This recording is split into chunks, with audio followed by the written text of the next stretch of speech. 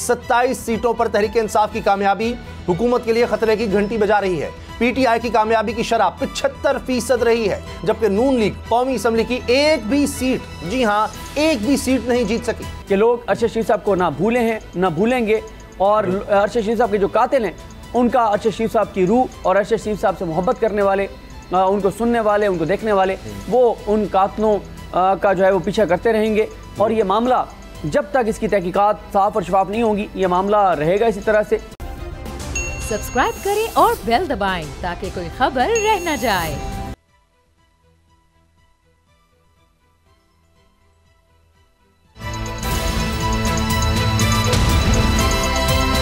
अब पता चला। बिस्मिल्लाहिर्रहमानिर्रहीम, अस्सलाम वालेकुम। मैं हूं मोहम्मद उसामा गाजी और आप देख रहे हैं अब पता चला। आज के प्रोग्राम में बात होगी असम्बलियां तोड़ने का बयान और नींदें हराम, इलेक्शन कमीशन का हुकूमत को झटका और अरशद शरीफ को इंसाफ कौन देगा। खबर यह है कि लोग बड़ी तादाद में ऑनलाइन पिटीशन साइन कर रहे हैं, जिस चीफ जस्टिस ऑफ पाकिस्तान से मुतालबा किया जा रहा है कि बोल न्यूज़ के एंकर पर्सन अरशद शरीफ को इंसाफ दे। दुनिया भर से पाकिस्तानियों की तरफ से चीफ जस्टिस और सुप्रीम कोर्ट को खुतूत लिखने का सिलसिला भी जारी है, क्योंकि जिस हुकूमत में अरशद शरीफ को मुल्क छोड़कर बाहर जाना पड़ा, उससे आम पाकिस्तानी को इंसाफ की तवक्को नहीं, इसीलिए लोग सुप्रीम कोर्ट का दरवाज़ा खटखटा रहे हैं। दूसरी तरफ खबर यह भी है कि तहकीकाती टीम नून लीग लंदन के तर्जुमान तस्नीम हैदर का बयान रिकॉर्ड करेगी। यह बयान वीडियो लिंक के जरिए रिकॉर्ड किया जाएगा। तस्नीम हैदर वो शख्स है जिसने इल्ज़ाम लगाया कि अरशद शरीफ के कत्ल की मनसूबाबंदी में नवाज शरीफ मुलव्वस है। ये बड़ा संगीन इल्ज़ाम है। नून लीग इसकी तरदीद कर चुकी है, लेकिन हक़ाइक़ का पता बहरहाल तहकीकात से ही चलेगा। लेकिन 12 जमाती हुकूमत की मकबूलियत का पता चल गया है।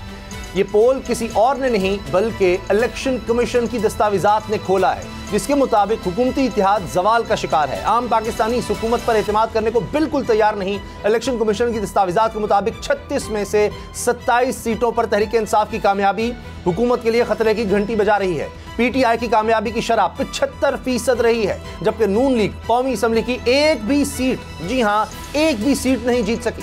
यही वजह है कि हुकूमत मुसलसल इंतखाबात से भाग रही है। इसमें कोई दो राय नहीं कि पीडीएम जमातों ने मजहबी, यहूदी एजेंट, तौहीन अदालत, तौहीन मजहब समेत सारे कार्ड आजमा कर देख लिए, मगर इमरान खान के बयानी का तोड़ नहीं कर सके। दूसरी तरफ इमरान खान और तहरीक इंसाफ ने भी एहतजाज की हुज्जत तमाम कर दी, मगर हुकूमत इंतखाबात की तरफ जाने के लिए राजी नहीं हो रही। इसीलिए जब इमरान खान ने सूबाई असम्बलियां तोड़ने और निज़ाम से बाहर निकलने का ऐलान किया, तो हुकूमत और इत्तेहादियों ने अदम इत्तेमाद और गवर्नर राज लगाने की धमकियां देना शुरू कर दी। मगर सच ये है कि ना गवर्नर राज और ना अदम इत्तेमाद, विफाकी हुकूमत के पास कोई ऑप्शन मौजूद नहीं।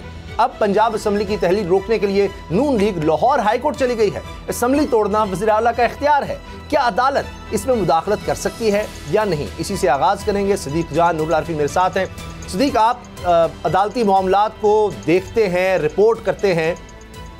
ये जो अब हाई कोर्ट में पिटीशन चली गई है, इसके अलावा आसिफ जरदारी से मदद मांगी गई है, इसके अलावा ये कहा जा रहा है जी अब दिसंबर के शुरू में अदम एतमाद की तहरीक ले आएँ, गवर्नर से एतमाद का वोट लेने का कहें, ये सारी ऑप्शंस पर वो है ना कि आखिरी हद तक जा रहे हैं।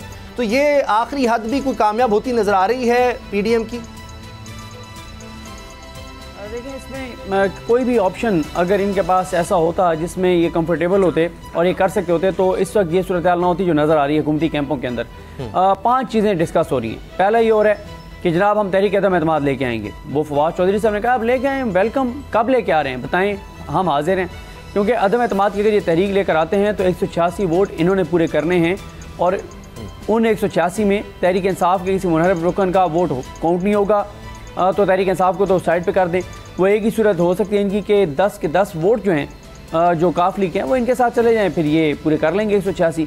वो तो बिल्कुल होता हुआ नज़र नहीं आ रहा। दूसरा ये है कि गवर्नर जो है वो एतमाद का वोट लेने का कहते हैं। अब अगर वो एतमाद का वोट लेने का कहते हैं जो इनको चौधरी परवेज़ इलाही को, तो कैसे को मुनहरफ होगा इस मौके पर वो एतमाद का वोट नहीं देगा। चलें वो एतमाद का वोट नहीं देता और रिज़ाइन कर जाता है कि जी मैं रिज़ाइन कर रहा हूँ, लेकिन मैं एतमाद का वोट नहीं दे रहा जो तहरीक इंसाफ का होगा, और नाकाम हो जाते हैं जो परवेज़ इलाही साहब हैं। फिर क्या होगा? क्या उसके बाद इनके पास वोट पूरे हो जाएंगे हमजा शहबाज को वज़ीर आला पंजाब बनाने के लिए? और क्या उसके बाद जब तहरीक इंसाफ 170-80 सीटों के ऊपर रिज़ाइन कर देगी, इस्तीफ़े दे देगी, तो फिर आप कैसे असम्बली चलाएंगे? एक जो है वो आईनी एक बहरान भी पैदा हो जाएगा, एक सियासी बहरान भी पैदा हो जाएगा और ये सारा मामला शुरू हो जाएगा। फिर कहा जा रहा है गवर्नर राज। गवर्नर राज का मैं आपको बता सकता हूँ कि बिल्कुल ये गवर्नर राज नहीं लगा सकते, किसी सूरत में ये गवर्नर राज जो है वो नहीं लगा सकते। इस वक्त कोई भी एक भी ऑप्शन ऐसा नज़र नहीं आता जो वफाकी हुकूमत, जो PDM इख्तियार करते हुए, इस्तेमाल करते हुए असम्बलियों के टूटने से बचाए, सिवाय इसके कि अब हुकूमत के अंदर ये बातचीत शुरू हो गई है कि दो ऑप्शन जो हैं उनके ऊपर गौर किया जा रहा है।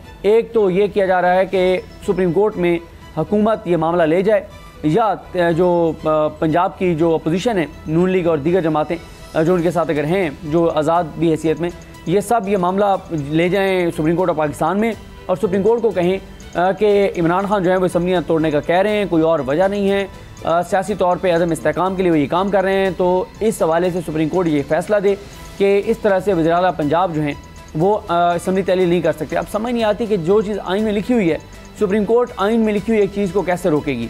तो ये हो गया। फिर एक ये कोशिश कर रहे हैं, सोच रहे हैं कि जनाब चौधरी शुजात हुसैन का ख़त ले आएँ और उस ख़त के ज़रिए कहें कि जी काफ लीग के लोगों के वोट काउंट नहीं होगा। वो ये पहले करके देख चुके हैं, सुप्रीम कोर्ट का उसके ऊपर फैसला मौजूद है कि पार्लिमानी पार्टी फैसला करती है और अगर पार्लिमानी पार्टी के फैसले को वायलेट करता है कोई रुकन असम्बली, तो फिर पार्टी हेड का काम जो है वो शुरू होता है। तो ये चीज़ें इनके पास हाल सिर्फ एक है, वो ये है कि सियासी तौर पर इंगेज हों, तहरीक इंसाफ से बात करें, तहरीक इंसाफ इनसे बात करें और दोनों मिलजुल कर बात करके और नए इलेक्शन की तारीख पहले से अनाउंस कर दें। उससे यह कि इमरान खान साहब भी आराम से पुरसुकून हो जाएंगे, वो भी अपनी इलेक्शन कैंपेन शुरू कर देंगे, हुकूमत भी अपनी इलेक्शन कैंपेन और साथ में जो दीगर मामला हैं वो करने हैं। अदरवाइज़ तो पॉलिटिकल क्राइसिस है। क्योंकि मैं एक और ख़बर आपको साथ देता चलूँ, बात तवील हो गई है, लेकिन वो ये है कि इमरान खान साहब जो हैं उन्होंने तय किया हुआ है कि 15 दिसंबर से पहले पहले उन्होंने असम्बलियाँ तोड़नी है ताकि 15 मार्च से पहले पहले इलेक्शन हो जाए, माह रमज़ान शुरू होने से पहले। जो चौधरी परवेज़ लाई हैं वो ये चाहते हैं कि 1 माह खान साहब और दे दें, 1-1.5 माह, ताकि इलेक्शन जो है वो माह रमज़ान के बाद हों और इस 1-1.5 माह में जो कुछ चीज़ें हंगामी बुनियादों पे वो करना चाहते हैं, जो डिस्ट्रिक्ट बने हैं उनके हवाले से जो चीज़ें मज़ीद करनी है, जो डिवीजन्स बनाने जा रहे हैं उनके हवाले से जो चीज़ें करनी है, कुछ और ऐसे मंसूबे हैं जिनका वो चाहते हैं कि वो संगे बुनियाद रख दें, बजट मुख्तस कर दें, चीज़ें तेज़ी से कर दें। तो परवेज़ लाई साहब 1 माह 1.5 माह और चाहते हैं, इमरान खान साहब जो है वो 15 दिसंबर से पहले चाहते हैं, लेकिन इख्तलाफ नहीं है, बस इख्तलाफ राय है। दोनों बैठ कर तय कर लेंगे किस तारीख को असम्बलियाँ जो है वो तोड़नी है। टाइमिंग पर इख्तलाफ नज़र आ रहा है। अब नूर आरफीन, अगर हम देखें जरदारी साहब ने पहले तो कुछ ना कुछ तो हासिल किया था, चले कुछ अरसे के लिए ही हमजा शहबाज साहब वज़ीर आला हुए, वो सारा जो ख़त आया वो सब कुछ, इस दफ़ा फिर उनसे मदद मांगी गई है। आपको लगता है जरदारी साहब कुछ कर सकते हैं? सिंध में देखिए उन्होंने किस तरह अपना सिक्का जमा कर रखा हुआ है, MQM को साथ मिलाया हुआ है, तो पंजाब में वो कोई अपना वो उस तरह का जादू दोबारा कोई चला सकते हैं वक्ती तौर पर ही सही? बहुत सादा हैं आप। आपको लगता है कि यहाँ आसिफ अली जरदारी, शहबाज शरीफ, इमरान खान, नवाज शरीफ ये लोग कुछ कर रहे होते हैं? नहीं भाई, नहीं। ये सारा सेटअप कौन चला रहा है?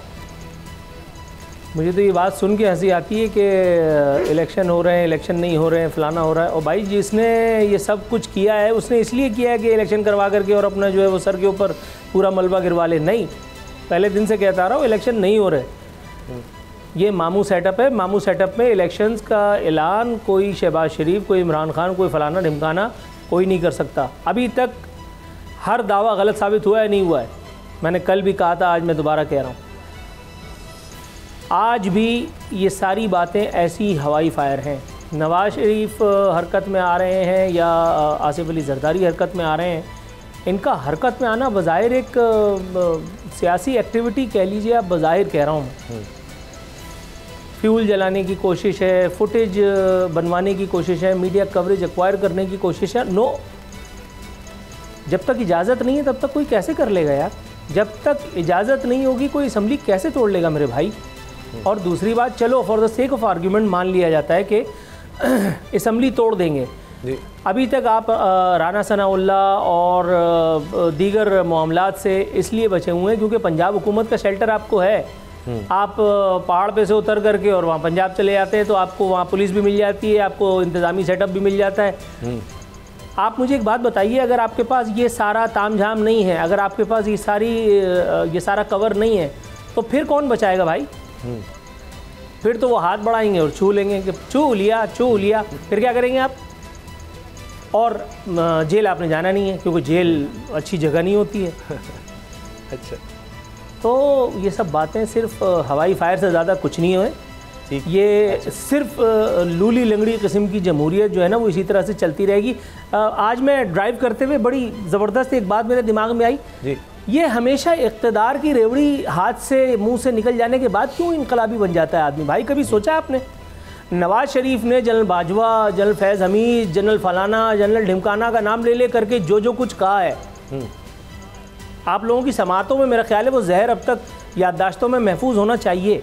पाकिस्तान की तारीख है वो जी। और आप देखिए तमाम चीज़ें फरामोश हैं, तमाम चीज़ें फरामोश हैं, बिल्कुल उसी तरह से जिस तरह से कल को अल्ताफ़ हुसैन को सारी चीज़ें, सारे गुनाह माफ़ थे, बिल्कुल उसी तरह से कि जिस तरह से एक पेज करके 3.5 साल आपने निकाला, जो क़यामत हुई, और उसके बाद फिर आप यौम निजात मना रहे हैं। ये कोई पॉलिटिक्स नहीं है, ये कोई पॉलिटिकल सेटअप नहीं है, ये सब एक आर्टिफिशियल सेटअप था, है और रहेगा।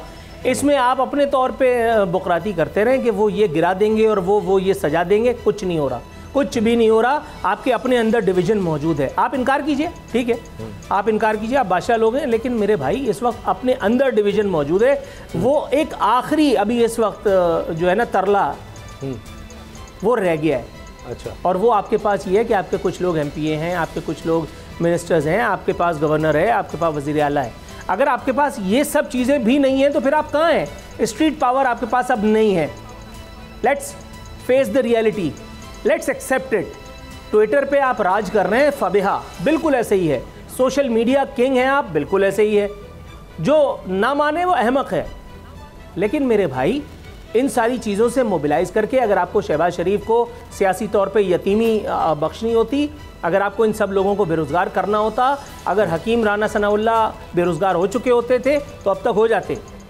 इससे कुछ नहीं होना। आप हाहाकार मचा सकते हैं, आप थोड़ा बहुत मीडिया कवरेज ले सकते हैं, दैट्स ऑल, और इससे ज़्यादा कुछ नहीं होने का। मगर जो इलेक्शंस अब तक हुए उसकी जो रिपोर्ट आ रही है वो बड़ी हैरानकुन है, ख़ास तौर पे PDM के लिए तो बहुत ज़्यादा परेशान करने वाली, जिसमें 36 में से 27 नशिस्तें वो तहरीके इंसाफ उनमें फतह याब हुई। अब ये हमारी टॉप स्टोरी है और ये इसमें दिलचस्प बात यह है कि इलेक्शन कमीशन की तरफ से ये चीज़ें आई हैं सामने। ये नहीं है कि कोई पोल सामने आया है या किसी ऑर्गेनाइजेशन ने कोई इस हवाले से आदाद शुमार इकट्ठे किए हैं या पोलिंग की है कि जी कौन कितना मकबूल है, क्या है। और मेरे लिए सबसे ज़्यादा हैरानकुन बात यह है कि 75% सीटें तो चलें इस तरह से आ गई तहरीक इंसाफ के पास, लेकिन वोट्स जो हैं उनकी तादाद बड़ी अजीब है। वो इसलिए कि 35 हल्कों की अगर बात करें मजमूई तौर पर इलेक्शन कमीशन ये कह रहा है जी 18,59,322 वोट लिए हैं मजमूई तौर पर तहरीक इंसाफ ने, जबकि बाकी सब जमातें, ये जो 12 जमातों का इत्तेहाद है, उन सब ने मिलकर मुश्तरका इत्तेहाद ने 15,98,391 वोट हासिल किए हैं। सदीक जान, ये तो बड़ी अजीब बात है। यानी एक पार्टी एक तरफ, चले सीट्स का और मामला होता है कि पॉपुलर हैं आप ले गए, लेकिन बाकी सारी जमातें उनके मुकाबले पर वोट भी नहीं ले पा रही।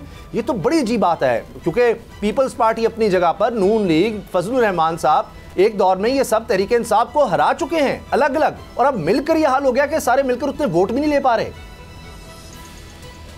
देखें, इलेक्शन कमीशन की ये जो रिपोर्ट है ना, ये हुकूमत और उसके जो हामी हैं, जो रोज़ टीवी पे बैठ के जाहिलाना बातें करते हैं कि इमरान खान के पास जो है वो स्ट्रीट पावर नहीं है, या इमरान खान के पास जो है वो कोई ताकत नहीं है और हुकूमत जो है वो बहुत ताकतवर है, ये उनके लिए है। देख लें इलेक्शन कमीशन की रिपोर्ट, जिसमें इलेक्शन कमीशन ने ये कहा है कि जनाब इमरान खान अकेले के वोट जो हैं वो 13 से 16 जमातों से बढ़कर हैं, और इमरान खान जो है उनकी सपोर्ट आप देख लें, जितने 60 जलसे किए, कोई एक जलसा नहीं है जो हुकूमत कह सके, दिखा सके कि यहाँ पर जगह खाली थी और जलसा कामयाब नहीं था।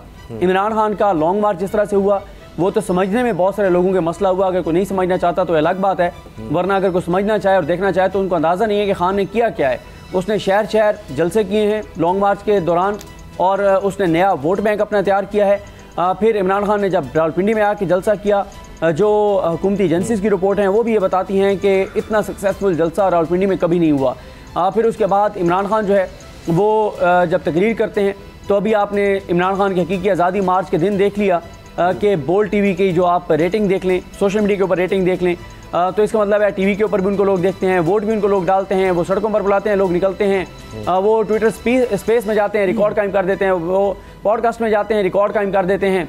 उनके जलसे को के ब्लैकआउट के लिए टीवी चैनल्स को कहा जाता है, तो पता नहीं कितने 100 यूट्यूब और फेसबुक पेजेस के ऊपर वो लाइव चले जाते हैं, वो एक रिकॉर्ड बना देते हैं।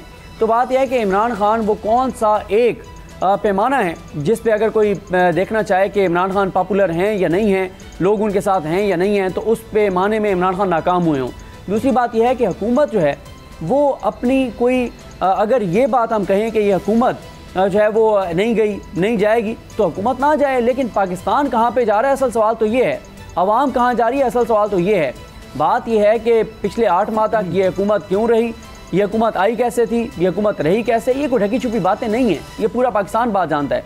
और आज जो इमरान खान साहब ने ट्वीट किया, उनके ट्वीट का ये मकसद भी यही था, जिसमें उन्होंने नए आर्मी चीफ और जो जॉइंट चीफ है उनसे ये उन्होंने उनके साथ उनको मुबारकबाद देते हुए एक्सपेक्ट किया कि वो आप आइन और कानून के मुताबिक जो इस्टेब्लिशमेंट का किरदार है, जो फ़ौज का किरदार है, वो किरदार अदा करेंगे। तो बात यह है कि इलेक्शन कमीशन की जो रिपोर्ट है ये चौंका देने वाली है। और अगली आप ये चीज़ देखें, इससे एक बात वाज़ेह हो गई है कि अगर ये 13 से 16 जमातें, आप 12 कह रहे हैं, मेरा ख्याल है ये 13 से 16 जमातें टोटल, अगर ये 13 से 16 जमातें मिल के भी अगला इलेक्शन लड़ती हैं तब भी तहरीक इंसाफ को शिकस्त देना आसान नहीं होगा, तब भी बहुत मुश्किल होगा तहरीक इंसाफ को और इमरान खान को हराना अगर ये सब मिल के भी लड़ते हैं। और मिल के लड़ने की अभी कोई सूरत नज़र नहीं आती कि ये मिल के लड़ेंगे, मिल के कैसे लड़ेंगे, क्योंकि अभी भी जब 17 जुलाई का इलेक्शन हुआ या उसके बाद जब इलेक्शन हुआ ये इमरान खान साहब वाला, इसमें भी आप देखें कि जो एक सीट ज़ाहिर है वो जो शाह महमूद कुरैशी साहब की साहबजादी लड़ रही थी, वहाँ पर भी क्योंकि नून लीग के वहाँ पे जो उम्मीदवार थे उनको पहले एक ओहदा दे दिया गया था, उनको एक ओहदा देकर और ओबलाइज कर दिया गया था। अच्छा। इसलिए उन्होंने वहाँ पे गिलानी साहब के बेटे को दिल से साथ दिया, तो तब वहाँ पे पीपल्स पार्टी जो है वो जीती। अदरवाइज जी आज चूँकि ब्रेक हमें पहले लेनी पड़ रही है, अभी कुछ टाइम है, मैं माजर चाहता हूँ, मुझे अचानक पता चला कि ब्रेक का वक्त हो रहा है। आरफीन, इस पर मेरे पास 1 मिनट है सिर्फ, अगर आप इस पर बात कर सकें कि आने वाले दिनों में आपको क्या लगता है ये जो डिवाइड है या ये फ़र्क, ये बेहतर लफ्ज़ है कि ये बढ़ेगा या हुकूमत PDM इसको रिवर्स कर सकती है? अभी उनके पास वक्त है, चलें 8 महीने या 10 माह अगर उनके पास होते हैं तो। उसामा, आरफीन नामा अगला जो सेगमेंट है वो शुरू करूँगा मैं अपनी बात को मुकम्मल करके, क्योंकि अभी एक बड़ी अक्लमंदाना किस्म का फतवा अभी दिया गया है जाहिलाना लफ्ज़ इस्तेमाल करके। मुझे नहीं पता जामिया अज़हर से कौन से शोबे में उन्होंने फतवा लिया है और किस ट्रेड में इन्होंने जो है वो PhD की है अपनी। अच्छा, मैं इस तरह की कोशिश कर रहा था कि मैं इस किस्म की हिमाकत का जवाब न दूं, लेकिन मेरा ख्याल है कि अब जवाब देना बनता है। ब्रेक ले लेते हैं, ब्रेक के बाद बात कर लेंगे। ब्रेक लेते हैं और ब्रेक के बाद आरफी नामा में फैसल वाडा साहब अब बड़े इंकशाफात कर रहे हैं, बहुत सी बातें कर रहे हैं और PTI पर तनकीद भी कर रहे हैं, लेकिन इमरान खान साहब पर उस तरह बरह रास्त वो हमलावर नहीं हो रहे। इसकी क्या वजह है? ब्रेक के बाद आरफी नामा में बात करते हैं।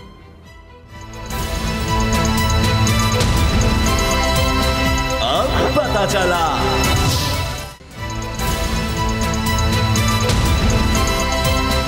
अब पता चला। तहरीक इंसाफ के साबिक रहनुमा फैसल वाडा साहब बहुत ज़्यादा एक्टिव नज़र आ रहे हैं, बहुत ट्वीट्स भी कर रहे हैं और मीडिया में भी बहुत ज़्यादा उनके इंटरव्यूज़ हो रहे हैं। शायद पहले इतने नहीं होते थे, अब तो उनको सोलो भी बुलाया जाता है, यानी 1-on-1 उनके इंटरव्यूज़ किए जाते हैं। पहले तो किसी और को साथ बिठाया जाता था, अब बड़े बड़े इंकशाफात वो करने लगे हैं अपनी जमात, साबिक जमात यानी तहरीक इंसाफ के हवाले से, इमरान खान साहब के हवाले से, कुछ और लीडरशिप के हवाले से। तो इसमें क्या यानी वजह क्या है और कितनी उनकी बातों में अहमियत है, वज़न है कि कितनी उनकी बातें दुरुस्त साबित हो रही हैं? आरफीन नामा में इसी वाले से बात करेंगे। जी आरफीन।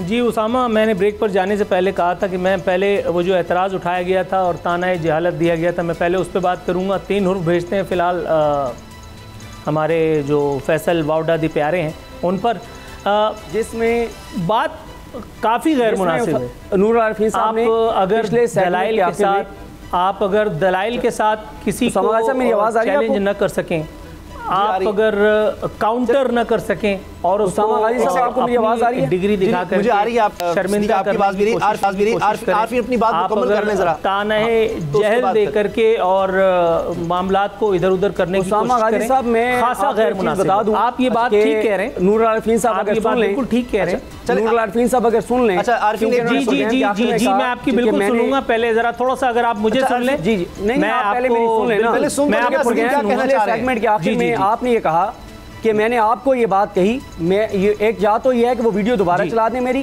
क्योंकि मैंने हुकूमती तर्जमानों की और हुकूमती शख्सियात की बात की, पहली बात।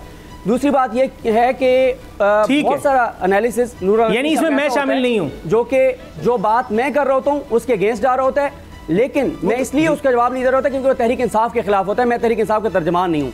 अगली आखिरी बात यह है कि अगर कभी मैं कोई ऐसी बात, अगर आप हुकूमती तर्जुमानों की बात कर रहे हैं तो फिर खत्म होगी बात, पर तनकीद हो, ठीक है, तो नूरुल आरिफीन साहब मुझे उस वक्त रोक सकते हैं, टोक सकते हैं, जवाब दे सकते हैं। और अगर कभी नूरुल आरिफीन साहब मेरे ऊपर पर्सनल अटैक करेंगे या बात करेंगे, मैं एक लफ्ज नहीं रुकूंगा, मैं उसी लफ्ज के साथ लफ्ज बलफ्ज जवाब दूंगा। अगर कभी मैं बात करता हूँ इनके बारे में पर्सनल, नहीं बिल्कुल आप दीजिए, लेकिन अभी आप ये कह रहे हैं कि आपने मुझे नहीं कहा। ये बात बड़ी क्लियर है। नहीं कहा, आप ये कह रहे हैं कि आपने मुझे नहीं कहा। मैं भी इस चीज का गवाह हूं। ठीक हो गया, ठीक, बिल्कुल नहीं। हम फैसल वावडा साहब पे जाते हैं जी। चले ठीक है, ठीक, विड्रॉ कर गए आप तो बात ही खत्म हो गई, जबरदस्त जी। आरफीन फैसल वावडा साहब जो हैं बड़े हमारे, ठीक हो गया। अब हम आरफीन मेरे ख्याल जी, प्लीज।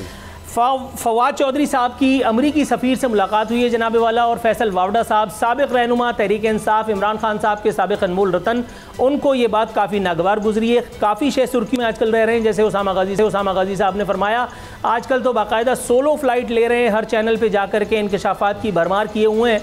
आज ये देख करके मुझे बड़ा ताज्जुब हुआ। उन्होंने फवाद चौधरी साहब को तंज का निशाना बनाते हुए उनसे पूछा कि अमरीकी सफ़ीर से मुलाकात, अब आपका ये साजिश वाला बयानिया कहाँ चला गया? बात ठीक है, मेरा ख्याल है ये बयानिया वहीं चला गया जहाँ आपकी गैर मुल्की शहरियत चली गई। एक एक करके लूप चलाना, ये उनका एतराज़ है जो आप इस वक्त अपनी टेलीविज़न स्क्रीन पे देख रहे हैं। अब आपको चला के दिखाते हैं वो वाली वीडियो जिसमें ये बंदूकची बन करके, बाकायदा ये उस वक्त इमरान खान साहब के मुकर्रब थे, बाकायदा ये MNA थे, और ये देखिए आप, ये फुल टर्मिनेटर आर्नल्ड शिवाजनीगर के छोटे सगे भाई बन करके, और ये स्क्रीन घेरे हुए खड़े थे। ये चाइनीज़ कॉन्सुलेट में कुछ धमा चौकड़ी मची थी, कुछ बदबख्तों ने वहाँ पे अटैक किया था। कानून नाफिज करने वाले इदारे हरकत में आए, जिसने जो कुछ करना था वो कर रहा था। ताहम अचानक एन उसी वक्त न जाने कहाँ से इनको ये जैकेट अल्लामारी मिल गई, ये ज़ेबतन किए और अपने आप को अमिताभ बच्चन समझ करके और ये स्क्रीन पर आए। और ज़ाहिर मीडिया को तो कुछ ना कुछ चाहिए होता है जनाब। ये तस्वीर, ये फुटेज उसके बाद की है। कह रहे हैं कि मैं बिल्कुल तैयार हूँ और हमारा मुल्क है। भाई काहे के लिए तैयार हो? तुमने तो ज़िंदगी भर हवाई फायर किए हैं, स्ट्रेट फायर से तुम्हारा दूर दूर तक का वास्ता नहीं है। आपके पास ग्लॉक हो या आपके पास क्लशनकोफ हो या आपके पास एंटी टैंक कोई चीज़ हो, चलाने के लिए जिस चीज़ की ज़रूरत होती है उसे कहते हैं गुर्दा, वो आपके पास कहाँ से आएगी? अच्छा, अगले लूप पे कूद जाओ भैया। अगला लूप जो है, फैसल वावडा एक मरतबा फिर अपनी पार्टी क़यादत को शर्मिंदा और शर्मसार करते हुए इंडियन तैयारा जब हमारी फोर्सेस ने गिराया था, ये देखिए आप, ये पाकिस्तान का झंडा लेकर के, आपको एक लम्हे के लिए गुमान हो रहा होगा कि फैसल वावडा ने अपनी ज़ुबान से ये चलता तैयारा खींच लिया था और उसके बाद उसकी रैकेज पे खड़े होकर के ये तस्वीर बनवा रहे थे क्योंकि बहादुरी का इतना बड़ा मुजाहरा किया है। नहीं जनाब, ऐसा कुछ नहीं है। ये हमारे बहादुर अफवाज का कारनामा था कि जो इन बदबख्त तैयारों को गिरना नसीब हुआ। और उसके बाद इस मरतबा भी मीडिया कवरेज हासिल करने की लालच में फैसल वावडा छिछोरेपन का अजीमुशान मुजाहरा करते हुए पाकिस्तान का झंडा लेकर के और उस तैयारे पर चढ़ गए। उसके बाद ये काम ज़रूर हुआ था कि इमरान खान साहब को गुस्सा आ गया था, ताव आ गया था और उन्होंने फैसल वावडा साहब की जो है वो खिंचाई काफ़ी की थी। इस पर भी काफ़ी प्रोग्राम्स हुए थे, मुझे नहीं लगता डिटेल में जाना चाहिए। वो जूता दिखाओ भाई, वो जो फैसल वावडा साहब की पहचान बन गया, ये जूता रख करके सर पे, उसके बाद फैसल वावडा साहब ने जो बैनुल अक़वामी शोहरत पाई, मैं कहता हूँ कि ये जूता क्या जूता है जी, क्या जूता है। जिसको पड़ जाए उसकी तकदीर निगू हो जाती है, तकदीर उसकी बदल जाती है। फैसल वावडा अपने होने का सबूत दे रहे थे, जस्टिफाई कर रहे थे कि ये जूता ही सब कुछ है। अब पता नहीं जिसका ये जूता था वो भी इस ख्याल से मुत्तफिक है या ये अकेले फैसल वावडा साहब का ख्याल है कि जिसके हाथ में या जिसके सर पे ये जूता हो वो सब कुछ करने का अहल है। सही। पांचवा लूप चलाओ भाई। हजरत साकिब निसार को वो जो दे रहे थे, क्या उसको कहते हैं, वो मोहब्बत करने वाले आपस में देते हैं एक दूसरे को, गुलदस्ता। ये देखिए जनाब किस तरह से इस दौर में उस दौर में, यानी कि फैसल वावडा तमाम तर कानून की पकड़, इंसाफ के बड़े बड़े हाथ, जुडिशल एक्टिविज्म के शाहकार हजरत साकिब निसार के आहनी पंजों से कैसे बचे, उसका मुहर्रिक थी ये तस्वीर। इसके बाद जो अगली तस्वीर में आप बैठे हुए दोनों हजरात को पाएंगे, उस तस्वीर में इत्तेहाद बैनुल मुस्लिमीन का जो मुजाहरा नजर आ रहा है। मैं सोचता हूँ अगर यही इत्तेहाद बैनुल हमें मुख्तलिफ महाजों पर देखने के लिए मिल जाए तो पाकिस्तान वो पाकिस्तान तो ना रहे जो आज हमें देखने के लिए मिल रहा है। उम्मीद है नामा आज मुख्तसर है, इसके लिए माजरत। जी नहीं, मेरा ख्याल है कि आपने कम वक्त में तमाम बातों का अहाता किया है। ब्रेक लेते हैं, ब्रेक के बाद इनसाइड स्टोरी विद सिद्दीक जान में हम बात करेंगे। अगर कोई ये समझता है कि अरशद शरीफ शहीद को ये कौम भूल जाएगी, ये नहीं हो सकता। ब्रेक के बाद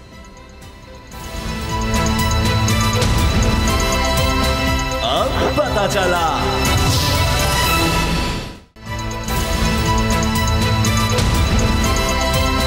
अब पता चला।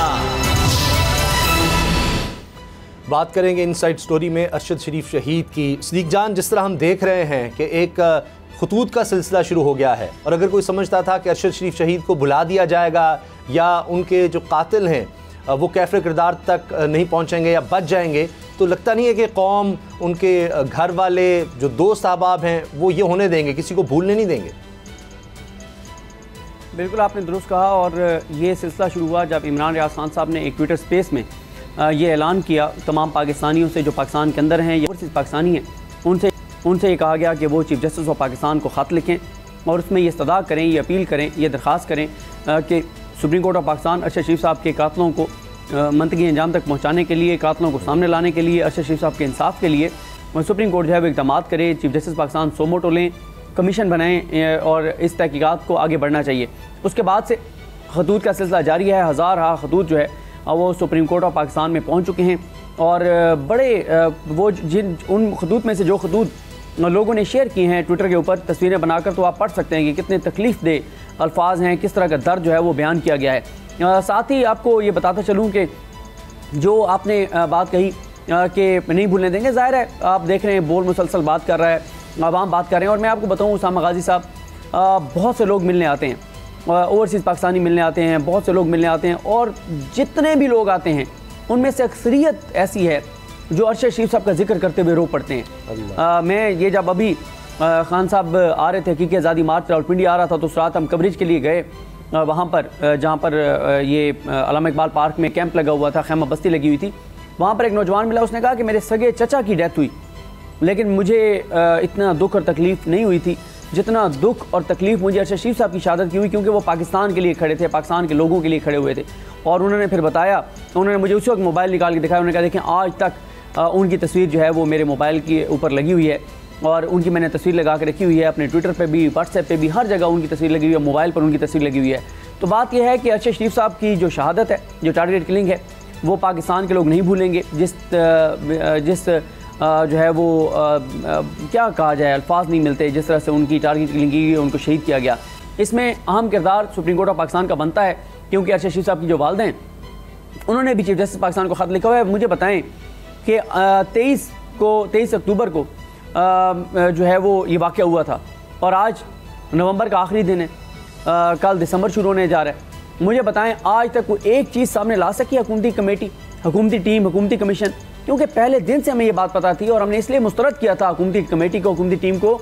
हमें यह अंदाज़ा था कि राना सनाउल्लाह के मातहत काम करने वाले अरशद शरीफ साहब के कातलों को कैसे पकड़ सकते हैं। जब हुकूमत हमें बड़ी मुतमईन नज़र आई इस वाक़े के बाद, बड़ी मरीम नवाज़ साहबा में खुश नज़र आई, उन्होंने जिस तरह से खुशी का इजहार किया, जिस तरह के ट्वीट्स किए, जिस तरह से हुकूमत का, तो वो तो वाज़ेह था कि कातिल जो है वो नहीं पकड़े जाएंगे। बल्कि मैं तो बार बार ये कहता रहा कि जो टीम यहाँ से कीनिया गई थी, हो सकता है उस टीम ने वहाँ जाके जो कत्ल के शवाहिद हों वो सारे मिटाने की कोशिश की और मिटा दी हों, कि कोई चीज़ कल को कोई इंटरनेशनल कमीशन बनता है, कोई इंक्वायरी होती है, तहकीकात होती है, तो कहीं कोई चीज़ मिल ना जाए उनको। उन्होंने तो यकीन ही बनाया होगा, क्योंकि पाकिस्तान की हुकूमत चाहती नहीं है कि अरशद शरीफ के कातिल जो हैं वो पकड़े जाएँ। क्योंकि आपके सामने अगर ये संजीदा होते तो मुझे बताएं आज तक कीनिया की हुकूमत से इन्होंने क्या प्रोटेस्ट किया है, क्या उनके हवाले से उन्होंने किया है।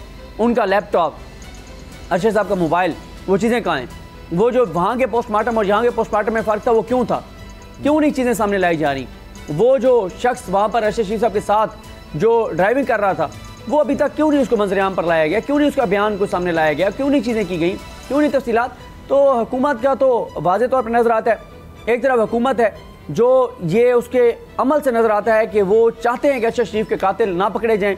दूसरी तरफ पाकिस्तान के अवाम हैं जो हर सूरत में अरशद शरीफ साहब के कातलों को सामने लाना चाहते हैं। तो बहरहाल देखते हैं कौन जीतता है, हुकूमत जीतती है, अवाम जीतते हैं।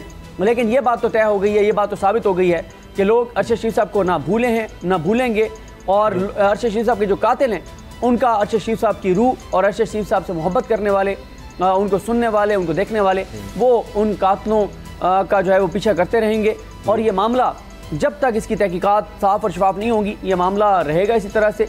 लोग बात करते रहेंगे और बहुत से लोग हमें मिलते हैं, वो कहते हैं हम अपने बच्चों को ये बात बताते हैं कि किस तरह से अरशद शरीफ को शहीद किया गया। हम चाहते हैं कि ये बात हमारे बच्चों तक भी पहुँचे, जो ताकि ये बात कभी जो है वो कभी भूल ना सके पाकिस्तान और पाकिस्तान के लोग, पाकिस्तान के अवाम, कि किस तरह से एक इतने ज़बरदस्त साहब जो है वो दरिंदगी की गई, उसको शहीद किया गया।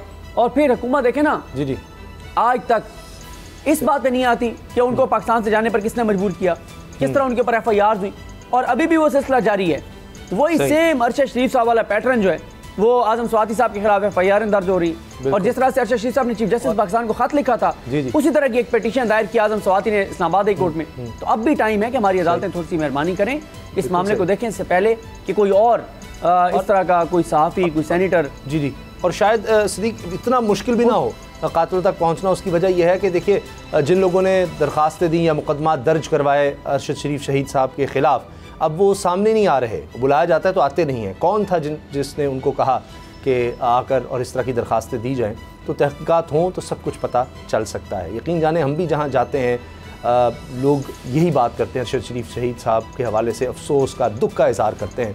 तो ऐसा लगता है कि तमाम कौम जितनी दुखी है, जितनी गमगीन है, वो कभी उनकी शहादत को भूलेगी नहीं, और ये सवाल होते रहेंगे। और मौजूदा हुकूमत पर जो सबसे बड़ा दाग रहेगा ये 8 महीने या जितने भी वक्त इनके पास मज़ीद है, तो सबसे बड़ा यही होगा कि इनके दौर में अरशद शरीफ शहीद जैसे शख्स को, मुहिब वतन शख्स को इस मुल्क को छोड़कर जाना पड़ा, और वापस आना चाहता था लेकिन उसको वहीं बाहर शहीद कर दिया गया। प्रोग्राम देखने का शुक्रिया, इजाज़त दीजिए, अल्लाह हाफ़िज़।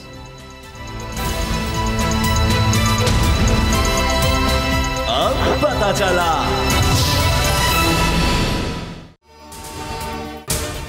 अगर आपको ये वीडियो पसंद आई तो सब्सक्राइब करें और बेल पर क्लिक करें। आप ये समझें, ये जो हक है ना, हक पे खड़े रहना और हक को बोलना, ये दूर से लगता है तन्हा हो गए लोग। आप खान साहब को देखें, तन्हा दिखाई देने, सारी जमातें मिलकर उनके खिलाफ हैं, लेकिन आज भी पाकिस्तान की आवाम उस हक की आवाज़ के पीछे जो है 80% से ज़्यादा आवाम उनके साथ है। सेम एग्जैक्टली इसी तरीके से बोल की कहानी है भाई, बिल्कुल अलग आपको तन्हा दिखाई देगा, हर जगह आपको खड़ा हुआ नजर आएगा, हटेगा नहीं किसी चीज़ से। और उसके साथ भी 80% आवाम अगर आज आप देखें तो उसे बोल दिख रही है।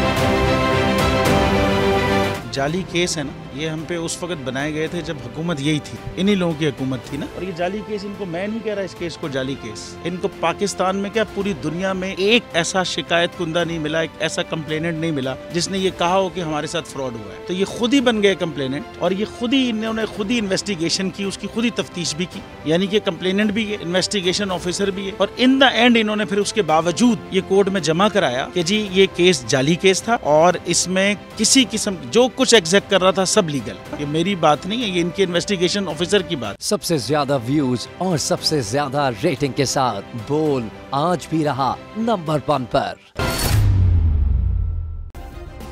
सब्सक्राइब करें और बेल दबाएं ताकि कोई खबर रह न जाए।